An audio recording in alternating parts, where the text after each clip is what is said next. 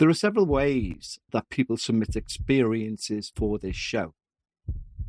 And when I say ways, it's usually by email, but they're normally either a full experience or a paragraph or sometimes even a sentence. And I usually just leave them at that and I read out what people send in. On occasion, what they've put in a paragraph, I think needs a deeper look. And what you're going to hear today for our debut episode of season 25 is exactly one of those. This started as a paragraph sent through to myself maybe a month and a half ago. And over a series of back and forths, it's become the debut episode for season 25. And the reason for that is what you visualize as you are listening. Because when I read through the final completed edition of this episode, what I visualized stayed with me, haunted me. And I don't mean that literally, I mean that just subconsciously in my brain. Pictures would just flash in and make me kind of get a chill no matter where it was. And although we're in the middle of a heat wave, you can always still be terrified out of your skin. Now, as ever, it's down to you where your level of belief lies. But I, as the person who's interacted with this submitter, fully believe this experience.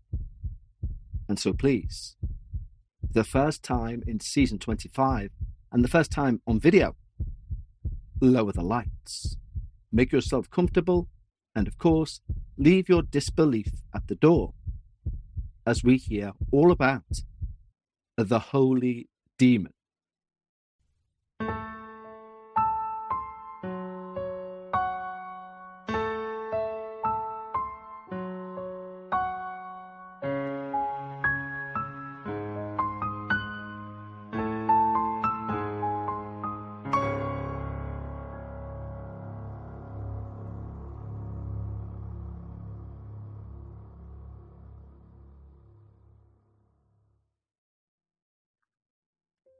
Hi, Kev. I've never written in before, but I've listened to every episode, I think, twice. And I think it's finally time I got this experience out onto email and sent to you. I'll try to keep this in order because it happened over years, not weeks or days, which is probably why it took a while for me to see the shape of what was going on. I grew up Catholic. Not just go to church on Christmas and Easter Catholic, as in proper devout Catholic. Mass every Sunday, rosaries in the house, the lot. My mum was the one who kind of held all of that together. My dad left when I was 8, no warning, just disappeared one Tuesday when I was in school. Me and my mother tried to carry on as usual, which we did, until she was diagnosed with cancer around 6 months later. I'd just turned 9 when she died. I remember the priest at her funeral saying she's with God now. And I remember thinking quite clearly for a 9-year-old, well, he didn't do much for her while she was down here, did he? So obviously, a 9-year-old cannot live alone in a house, and I was shipped off to live with my auntie after that. She was my mum's sister, and she wasn't a bad woman by any means. And I say that now because what I'm about to tell you may make her sound like an awful human being. But in reality, she just didn't know what to do with a traumatized kid, and back then, in reality, no one did. I started blacking out not long after I moved in with her. And these were serious blackouts. Hours lost, waking in places with no idea how I got there. I'd be doing something perfectly normal, homework around the table, watching TV, and then I'd come round somewhere completely different to where I remembered being. Sometimes it was minutes, sometimes a chunk of the afternoon would disappear and I'd have no memory of what I'd been doing. Yet, even though I told my auntie, no one took me to see a doctor or a psychiatrist or anything like this. And I tell you this Because one morning I woke up and I went down to my auntie's kitchen to make my breakfast. She had a budgie named Kirby. And when I walked through the door, I noticed Kirby's cage door was open. And Kirby was lying on the table, dead. And when I say dead, I mean his head had been twisted the full 180 back, with his neck broken. He obviously hadn't done this himself, and the first eyes of suspicion landed on the girl who blacks out and doesn't know what she's been doing. And I understand that as a rational, logical conclusion. However, what I now as an adult realize isn't logical or polite or morally nice is when my auntie said to me, "This is you. You're a curse. You're evil." That was on the day, and in truth, she did apologize later, but the damage to me had already been done. And you see, there's a thing when you're told you're evil, etc., by a family member, by the person who is your caregiver. And although she didn't say, I know it became a fixed idea planted within her. It's like she'd brought it into life, me being this evil person that snaps birds' necks. Now, because of the blackouts, I couldn't tell you if I did or didn't, but I truly believe I didn't. However, my auntie had decided I was evil. So I decided to give her evil. As I progressed through my teens, I lent into evil. I became full goth, the eyeliner, I was reading about the left-hand path, etc. My friend group, we were all kind of into witchcraft and mainly dark things. We would make blood pacts with each other. We would try to do black masses, things you really shouldn't do, especially at that age. Although, at the same time, I'm not ashamed of it either. Because the truth is, it was some armor for a child to be protected. However, when you're a teenager, if somebody says you're the devil, you don't kind of say no, you lean into it. So I gave my auntie who she thought I was. Even up to the age of 19 when I finally left. Around that time I decided maybe this life isn't for me, when my best friend took her own life. Rumours abound that she was into all sorts of major occult blackness, but I don't think that was the case. I just think she had severe depression. But we will never know. Or maybe I will one day, if I go to that place. But I won't if my auntie's keeping the door. However, I did decide to drop all of the darkness, everything except the look. I still look like a goth. If you saw me in the street, you would say, there is a goth. But I dropped all of the worship of the darkness and all of those things which literally I didn't realize at the time had affected me as a person. I felt like I'd dropped a bag of heavy things when I did stop, which was exceptionally strange because I didn't realize I was carrying anything. But when I did stop, I felt lighter. I even considered going back to church. But I decided the church after the God's now helping your mother, and me thinking, why didn't he help her back then? I decided to opt against it. Now, this is where the story actually starts, Kev. So bear with me. I know there was a lot of scenes prior, but this is why it all matters. You see, about 4 years ago, I was walking to work my usual route past St. Bartholomew's, which is the church that I would go to on a particular road. Obviously, that's not the real name of the church, but I'm trying to paint the picture. Now, as I'm walking down the street, I see this old priest that stood outside of the gates of the church, and there's a bus stop opposite these gates. And as he looks like he's heading for the bus stop, he trips and lands really badly, dropping whatever was in his bag, etc. I ran over that street. I surprised myself with how spontaneous my actions were. But he properly went down, as in cut head, etc. So I ran over, I helped him up, I gathered his tins off the pavement. He was mortified. He kept apologizing, insisting that I was a beautiful person for helping him. And when we eventually got him fixed up in a local cafe, he said, "I owe you a cup of tea." Now, in truth, because I'd been avoiding church, I thought to myself, well, this is as close as I'll ever get. So yes, I'll sit with this priest, and he seems like a nice guy. And he did. He was excellent company. He was warm, funny, in a dry way. He was easy to talk to. So he suggested we meet there maybe once a month. We would meet and have a lovely few hours once a month in this cafe. Then it became every 2 weeks. And I got to know less and less about him. And that's the peculiar thing.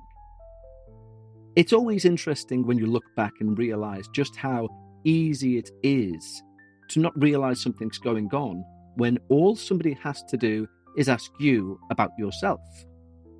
Because you'll find they have one hell of a hold over you, and you don't realize just how vain you are in terms of, oh, I'd love to tell you all about myself.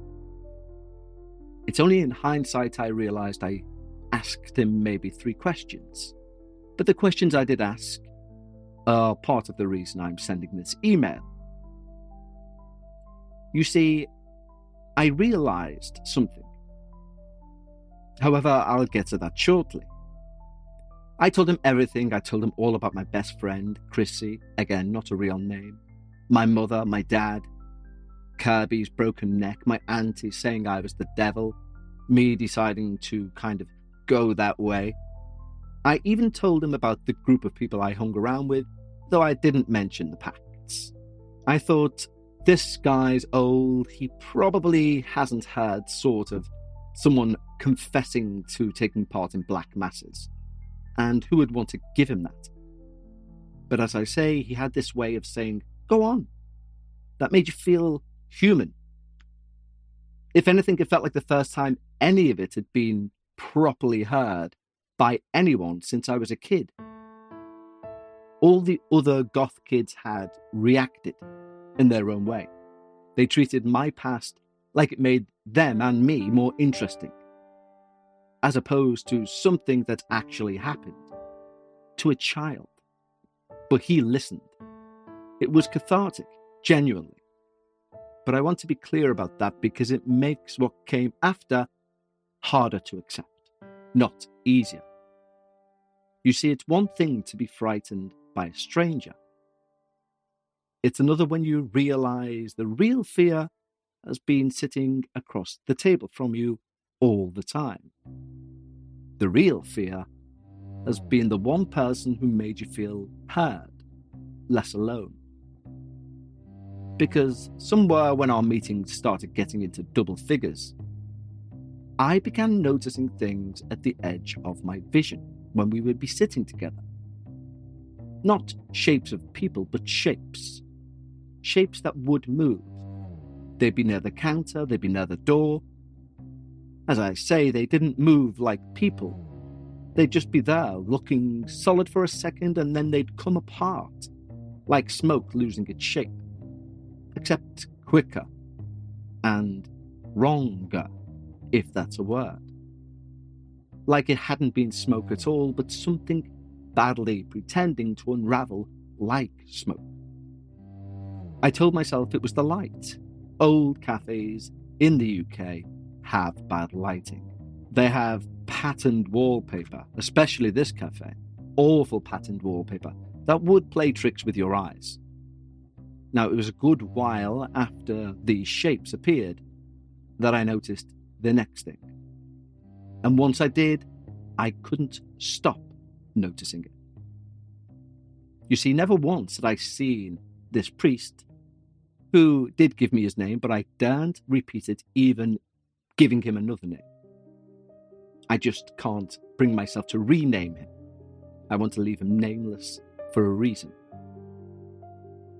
But never once had I seen him on the church grounds, only outside the gate. He'd wave me off as I would walk past as he'd go to the gate, but I'd never think to watch him go through it. He was always just stood at the gate, never on the church grounds. Every single time. Now, this is a very small thing, you could say, and it's really none of my business what he does. But once I noticed it, it sat in me like a stone. So it was one of the questions, I think, as I say, one of the maybe 3 questions I ever asked him. And I brought it up gently over tea. I tried to make a joke out of it and said something like, "You know, Father, I don't think I've ever actually seen you go into that church, even past the gate. I always just assume you do." And I kind of giggled. He laughed too, and stood, and said something about old habits, and that he liked to make sure I was safe as I walked away. He said he needed the toilet, and I thought, that's a good explanation. He's being caring, he's watching me, making sure I'm safe before entering. That's very gentlemanly of him, and okay, fair enough. So he laughs, walking to the toilet, shaking his head. I smile and think I've been ridiculous, thinking that this poor old priest who's being kind, making sure I'm okay, is now some mysterious person, just because I've had run-ins with things in the past. And I sipped my tea, and I waited. 5 minutes, 10 minutes, and then I got concerned because this was an elderly gentleman. When the 20th minute of him not coming back arrived, I went to check myself, because by then something in me already knew something was wrong. And I don't mean medically. The staff said, "You can't go in." I asked them to go and check, and they came out and said that there is nobody in there. I said, "Check again." I said, "You did see the priest go in." And even the lady who worked behind the counter said, "Yeah, I can't explain it. There are no windows in there." So I went back to my chair. I held my tea, and I thought maybe he slipped past when I wasn't noticing. The more concerning thought was, maybe you blacked out. But I know that wasn't the case because I was looking at my phone, etc., and you had the time on your phone. So I was pretty sure that was not the scenario we were dealing with. Anyway, I leave the cafe. No point being there if he's somehow vanished. I don't see or hear from him for maybe 2 weeks, and then one day I'm walking to work past the church, and I notice him stood outside the gates, looking straight down at the pavement, completely still, like an inanimate mannequin. I was going to just walk past as I was on the other side of the road and not make any sort of eye contact. But guilt, Catholic guilt, kind of got built up inside of me. So I waved. He didn't move. And I thought, well, he's not in my eye line. Everyone else, as you think, has seen me wave. I'm going to wave again. So I did. He didn't notice. I now felt embarrassed, as I know at least 2 people on the street had seen me attempt to get his attention.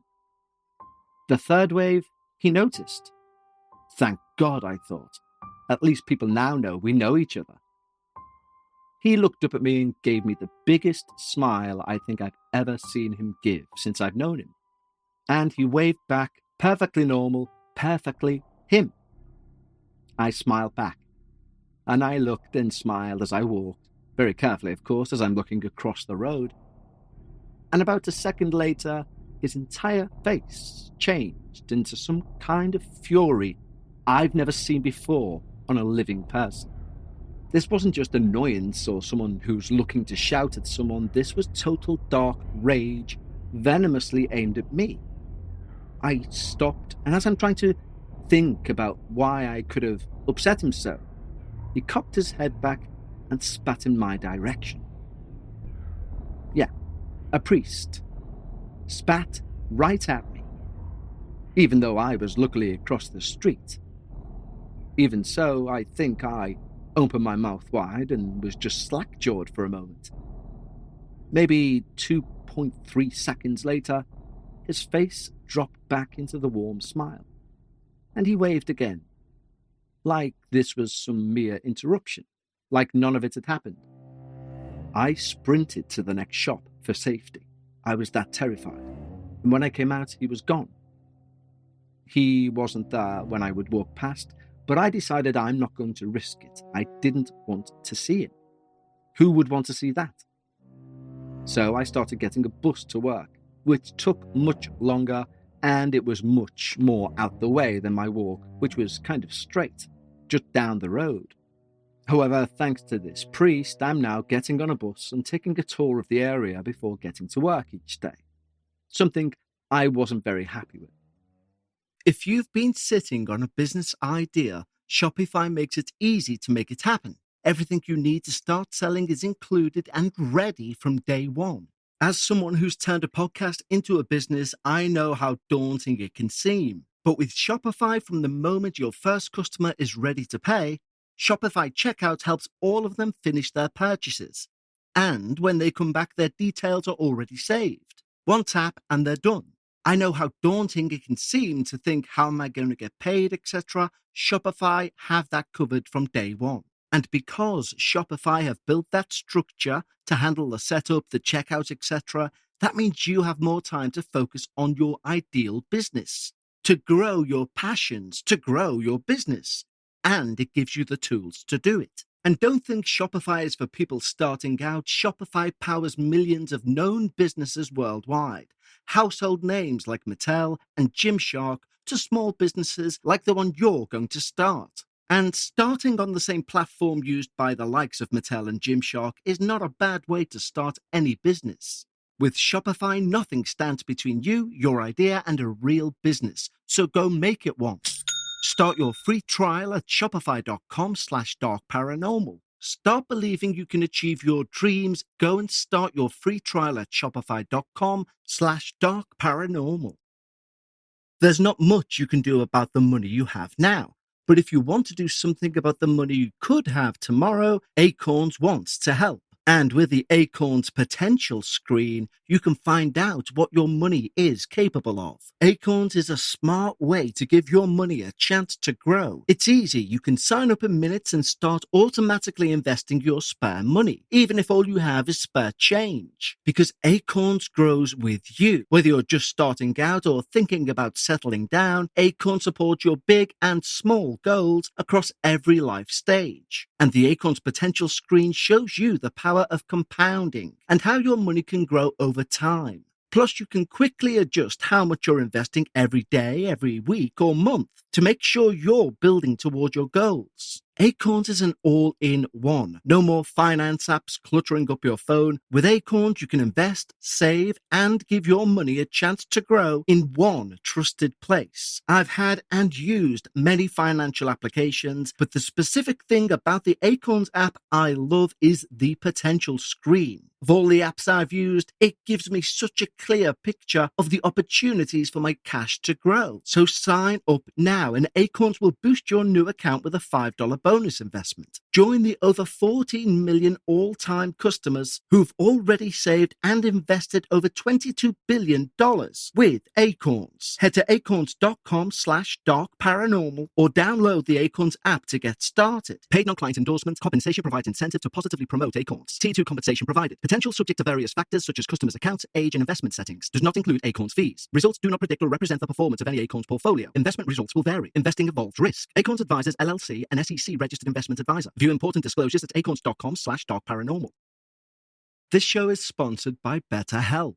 It seems true to say that the conversation of mental health in 2026 seems easier to have. However, there is still a disconnect between talking about mental health and actively asking for help. Every single last one of us will have a period in our lives where the overwhelm is just overwhelming. Although it's now easier to discuss mental health, there is still a stigma. BetterHelp's 2026 State of Stigma report surveyed 2,000 Americans and revealed that 85% of Americans believe getting support is wise. Yet 74% say society discourages people from doing so. With over 30,000 therapists, BetterHelp is the world's largest online therapy platform. It served over 6 million people globally, and it works. With an average rating of 4.9 out of 5 for a live session based on 1.7 million reviews, it speaks for itself. And BetterHelp does the initial matching work for you so you can focus on your therapy goals. And BetterHelp's 12 plus years of experience and industry-leading match fulfillment rate means they typically get it right first time. But if you aren't happy with your match, simply tell them, and they will switch you to a different therapist at any time from their tailored recommendations. Do not let stigma stand in the way of support. Start therapy with BetterHelp. Sign up and get 10% off at betterhelp.com. That's betterhelp.com. However, one day I'm sat on the bus, I'm thinking about something else, but he kept jumping in my mind simply because this was someone I trusted. This was someone I was telling things to I hadn't told anybody. And I was wondering how he managed to get it out of me. Maybe we just talk when there's silence. I believe that's a thing. However, I noticed something else. Every time I tried to remember a point where we'd had a cup of tea together, he seemed different in my head.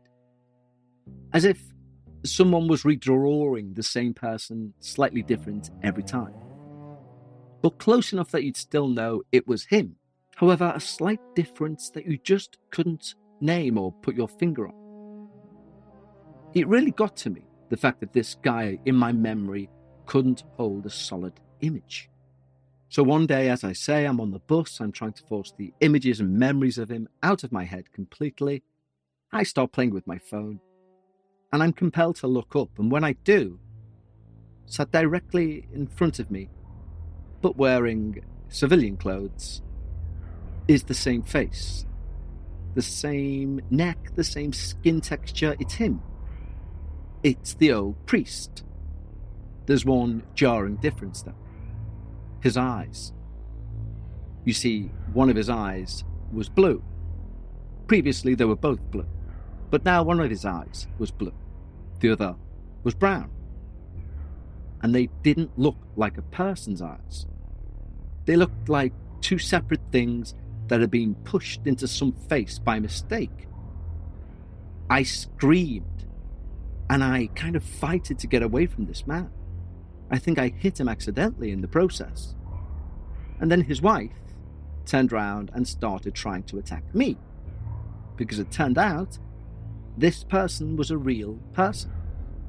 This was not the priest, even though he was the twin of the priest, except for the different coloured eyes. I left that bus so quickly I almost fell down the steps. I went to the doctor shortly after that, because I knew I needed something, but I didn't know what. I didn't tell him everything, of course. I gave him the very vague version. I said I'd been anxious, I'd been seeing things at the edge of my vision, I'd been struggling to sleep. He put me on sertraline, which is a standard response to what I just told him, I guess. The first few weeks on the medication, I felt flat, not better or worse, just level in a way that made me feel blank.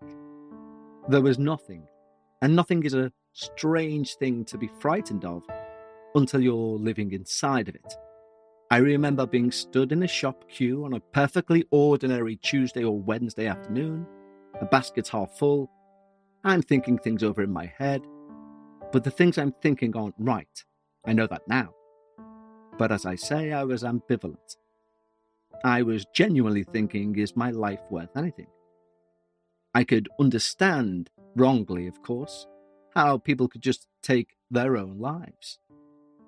And as I'm thinking this thought process through in my head, the woman who was directly in front of me in the queue turned round and, out of nowhere, mid-thought, like she'd heard my thought, rather than it being a thing in my head, she turned round and said, "In your case, love, I'd end it.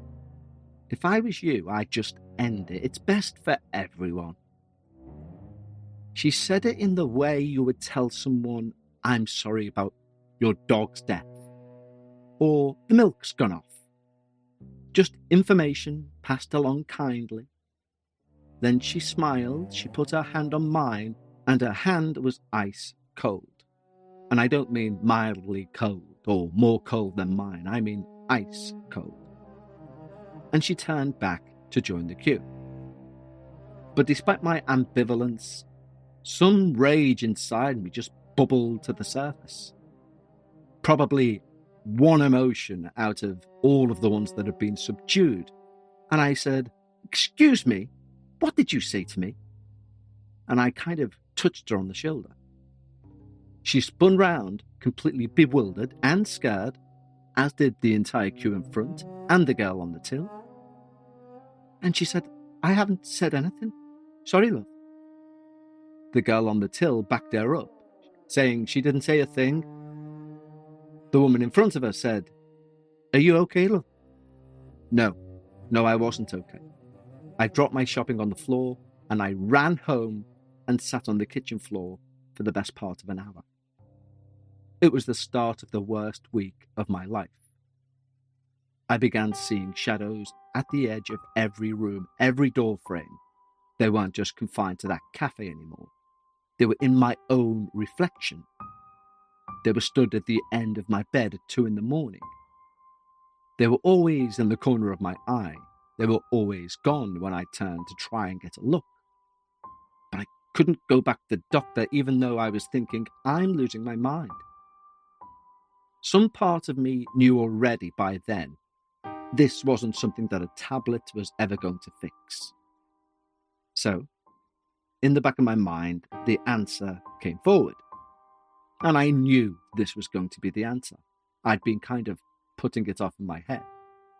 I had to go to church. However, the only church I knew was the one where this horrific individual worked as a priest. But I thought to myself, I know how churches work. There's a deacon. There are people around the church who work with the priest. He doesn't work alone. He can't act in an evil way to me when he's surrounded by people he knows. So, despite the fact I'd seen him spit at me, etc., I kind of hoped, as some parishes started to do, there was more than one priest, even though I didn't go to church, so I would have no idea. So I walked to that area where there's the gate and the bus stop, and the gate was on my right, the bus stop was on my left. No one was in the bus stop. I just kind of looked at the church and thought, what am I doing? This is stupid. So I put my hand on the gate and looked at the church. And then just at that moment, I heard a cough from behind me. I turned around, and there's the priest, in his full black and white collar garb, sat in the bus stop, but in a way that a teenager would kind of sit. It really was a juxtaposition, considering this guy was at least 75. I started to shake inside, because he was acting in a way of a teenager too, leaning forward and looking left and right, lifting himself up with his hands and swinging. And then he said, "Long time no see." And he sat down and crossed his legs. I could feel my knees starting to buckle. I didn't reply to what he said. I just opened the gate slightly, and he held his hand up and said, "I've just locked up. There's no point going in there now." I paused, and he gave me that smile, that same warm smile from the very first day with the shopping and the trip and the cab. And then he looked at me straight in the eye and said, "Buses are fun, aren't they?" And then he looked away for just a second, just long enough. And when he looked back at me, his eyes were the same as the man's I'd seen on the bus. One blue, one brown, and wrong in the exact specific way. Like two things that didn't belong in a face, and they knew it. He starts laughing. Not a normal laugh, it was like there were 3 laughs behind it. I knew I was about to fall. I had to lean on the gate. But you know yourself when a laugh is about to stop. This didn't stop. It was like a circular breathing, but a laughter version. Then, as I think I'm about to pass out, I hear, "Can I help you?" from behind. I turn round and there's a priest stood in the foyer of the church. He's just literally unlocked the door. I stare back to the bus stop and he's gone. I look up and down the road and there's no sign of him. There's no way he could have made it anywhere. He's disappeared again. So I walked very tenderly up to the church. Again, I didn't feel like I could tell this priest everything.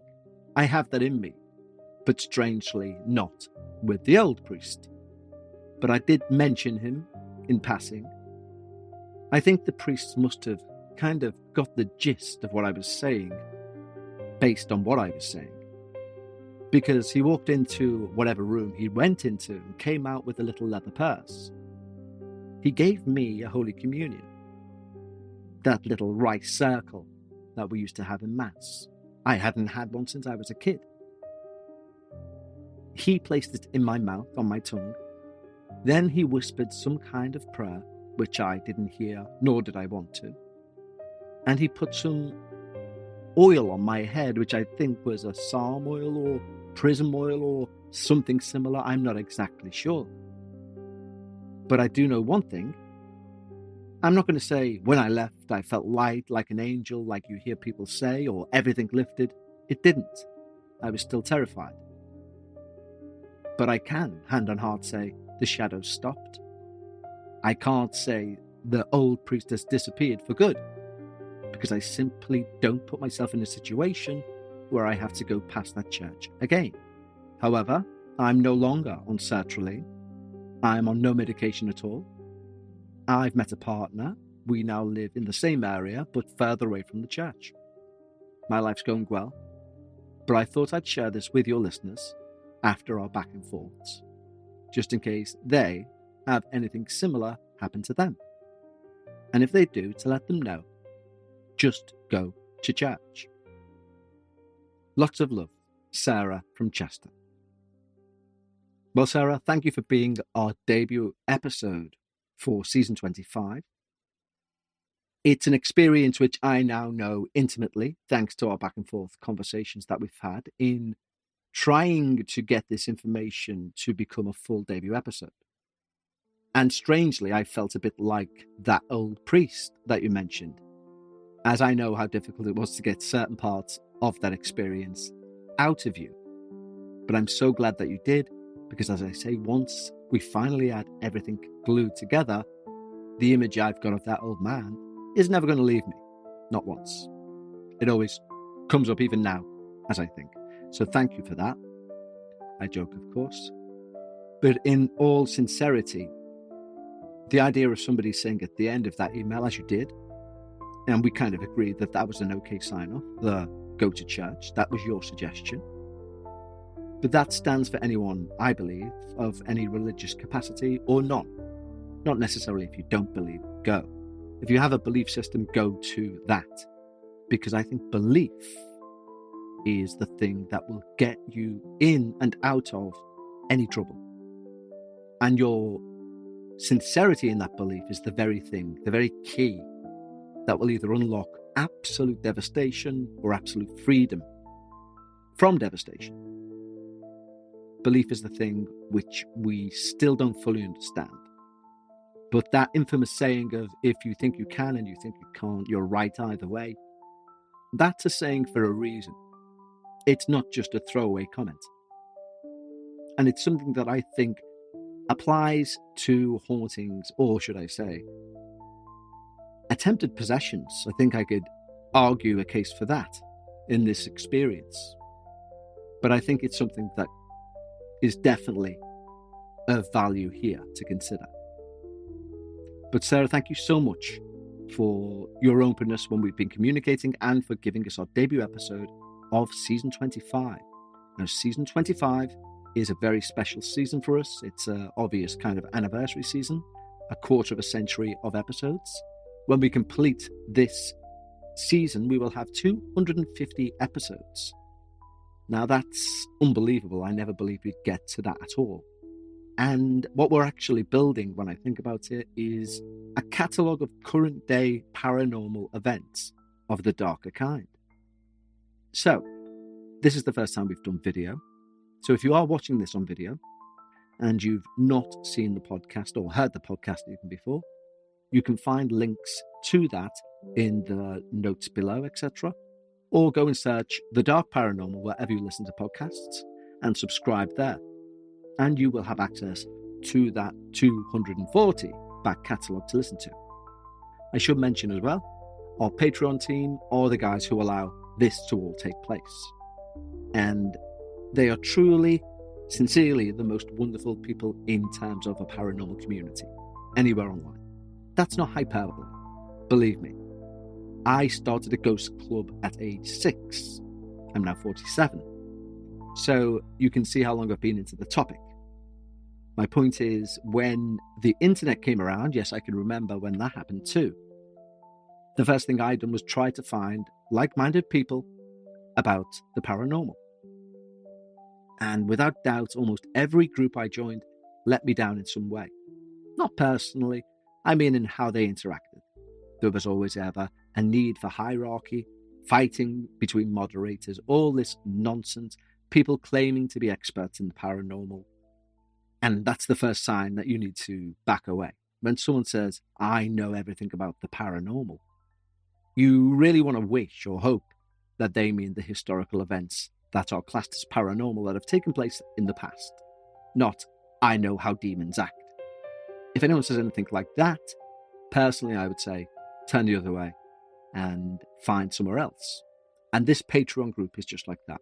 Now, when you join our Patreon, not only do you support this and everything we're trying to do, you also get early ad-free access to each episode of The Dark Paranormal and our minisodes and Dark Realms episodes, which are coming out soon.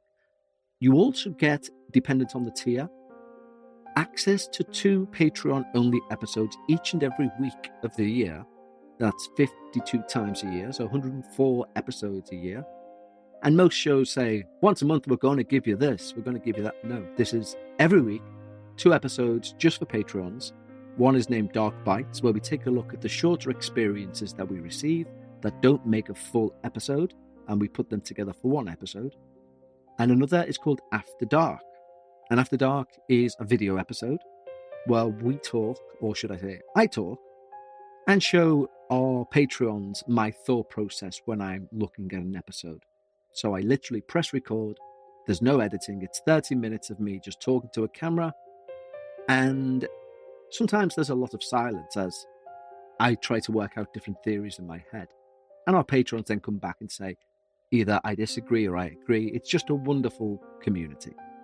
And if you'd like to join that, you can also support the show in doing so. That's also in the below. As is the place to send your experiences, which is the website, thedarkparanormal.com/submit your experience. And yes, I did nearly forget that.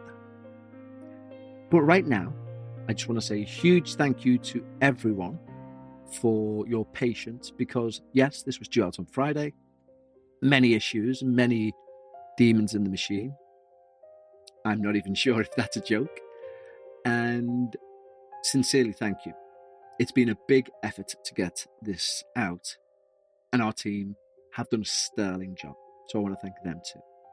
But for our first video episode, and of course, if you're listening on audio, please don't feel left out. You can find this video on YouTube. But if you are watching on YouTube, I would go and listen on Spotify or Apple Podcasts and get access to that 240 episodes. Why not? If you enjoyed the paranormal, I certainly would. But until next time for episode 2, I want you all to stay safe, take care, and remember, if you're ever discussing the paranormal, always leave some of your disbelief at the door. And I'll speak to you next week for episode 2 of season 25 of The Dark Paranormal.